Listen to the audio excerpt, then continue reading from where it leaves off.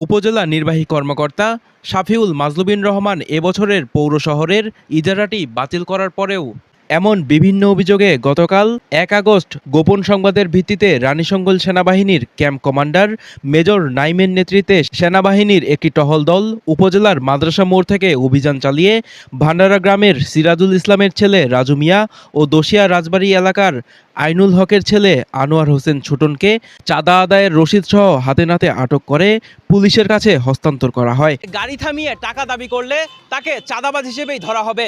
প্রযোজ্য ক্ষেত্রে তাকে চাঁদাবাজির মামলা দেওয়ার পরামর্শ দিয়েছেন রানীশঙ্কল উপজেলা নির্বাহী অফিসার শাফিউল মাজলুবিন রহমান।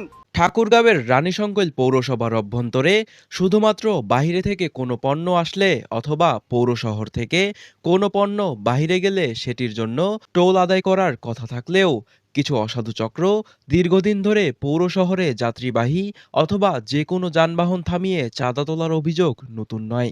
৫ আগস্ট ছাত্র জনতার অভ্যুত্থানের পর রানীশঙ্কলে এমনটি আর না দেখা গেলেও বেশ কিছুদিন ধরে বিভিন্ন পয়েন্টে এমন চাঁদাবাজি চলে আসছিল।